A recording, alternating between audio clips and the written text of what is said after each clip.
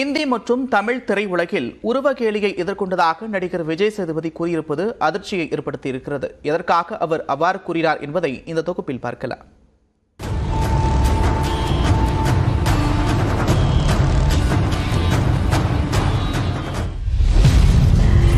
தமிழ் திரையுலகில் மிகவும் யதார்த்தமான நடிப்பின் மூலம் முன்னணியில் இருப்பவர் நடிகர் விஜய் சேதுபதி.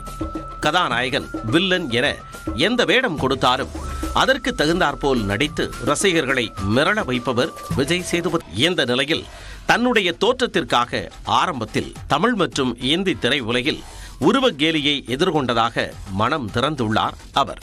மும்பை கார் திரைப்படம் மூலம் இந்தி ரசிகர்களுக்கு அறிமுகமான விஜய் சேதுபதி தற்போது கத்ரினா கைஃபுடன் இணைந்து நடித்துள்ள படம் மேரி கிறிஸ்துமஸ். இந்த படத்திற்காக பிரபல ஆங்கில நாளிதழ் ஒன்றுக்கு பேட்டி அளித்த போதுதான் தான் எதிர்கொண்ட உருவகேலி குறித்து கூறியுள்ளார் விஜய் சேதுபதி.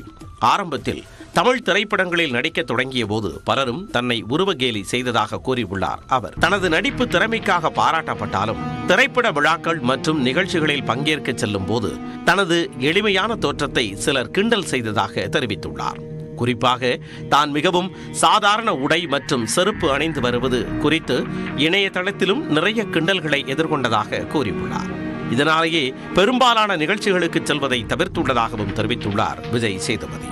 இதேபோல் இந்தி திரையுலகிலும் உருவகேலியை எதிர்கொண்டதாகவும் ஆனால் மக்கள் தன்னை ஏற்றுக்கொண்டதாகவும் பெருமிதம் தெரிவித்துள்ளார் அவர்.